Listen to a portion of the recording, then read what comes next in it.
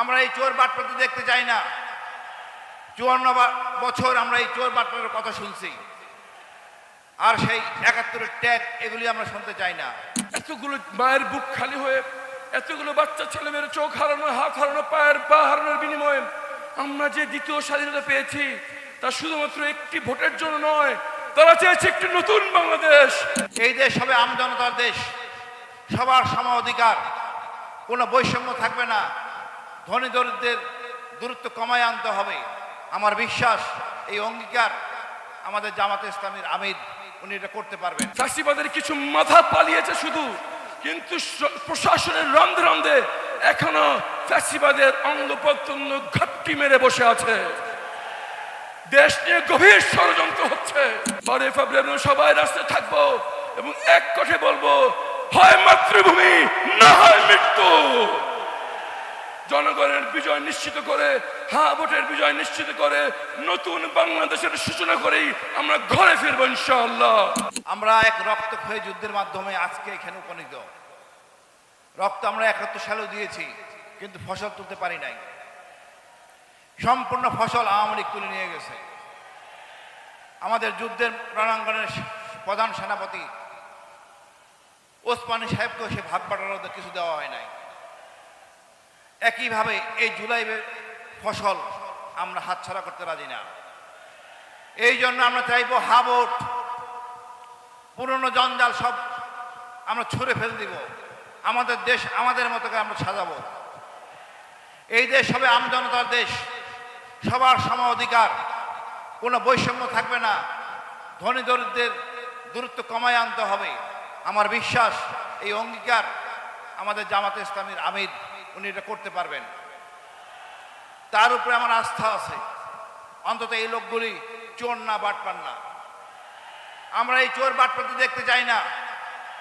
54 বছর আমরা এই চোর বাটপাড়ার কথা শুনছি, আর সেই 71-এর ট্যাগ এগুলি আমরা শুনতে চাই না। আমরা বেঁচে যাই, আমরা নিজের কাজ করে আমরা খাই, কিন্তু আমরা এখান থেকে জানা দিতে হয়। আমাদের নেতারা যুদ্ধ করেন নাই, ওনাদের ছেলেরাও যুদ্ধ করেন নাই, কিন্তু ওনারা সবটাই নেবেন। আমরা এমন চাই না। যারা যুদ্ধ করছে, যারা রক্ত দিছে, তারাই দেশ শাসন করবে।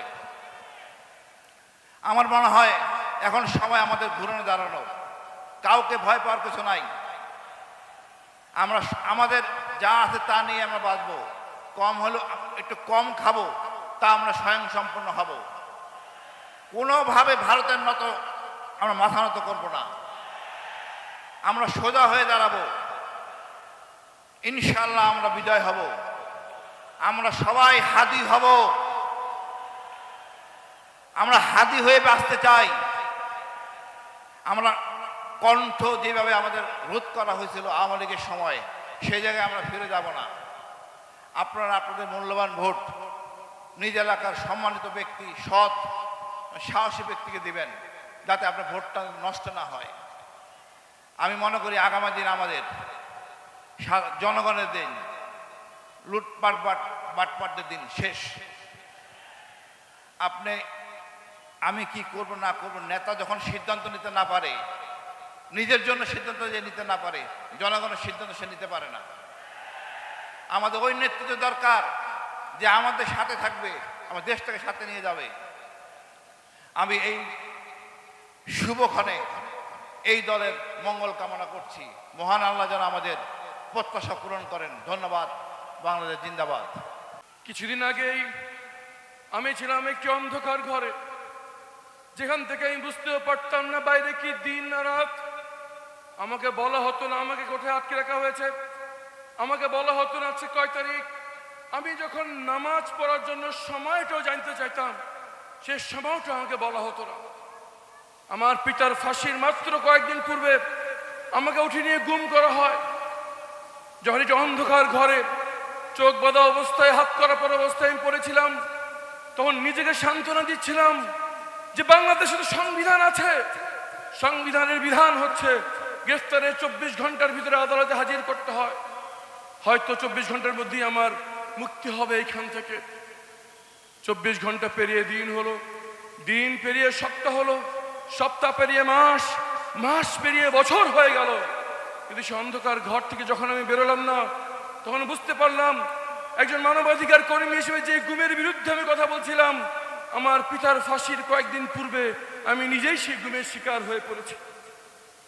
আমার পিতার ইচ্ছা ছিল ওনার জানাজা নামাজটা যেন আমি পড়াই।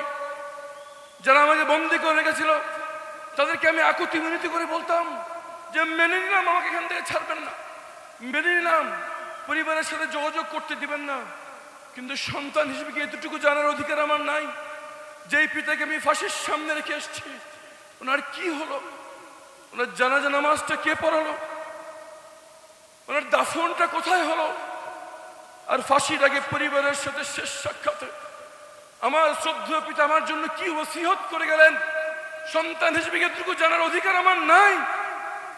উত্তর আসতে উপরের নির্দেশ, কিছুই বলা যাবে না।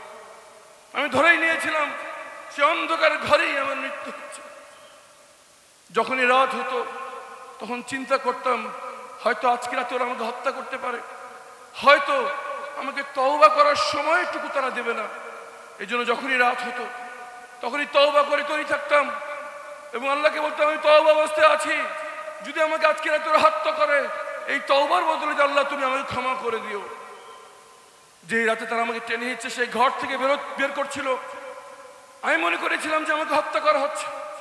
আমি সূরা ইয়াসিন পড়া শুরু করলাম যাতে মৃত্যুটা সহজ হয়, কিন্তু পরে জানতে পারলাম আমাদের দামাল ছেলেরা, আমাদের বাচ্চা ছেলে মেয়েরা জীবন দিয়ে বাংলাদেশের মাটি থেকে ফ্যাসিবাদকে বিতাড়িত করে দিয়েছেন।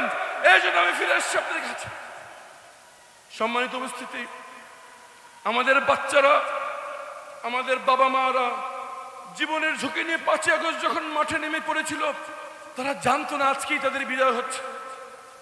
তারা মোবাইল লক স্ক্রিনে তাদের নাম, ঠিকানা, ব্লাড গ্রুপ দেখে এই জন্য নেমেছিল যে হয় দাবি আদায় হবে, নাহলে তারা মৃত্যুবরণ করবে।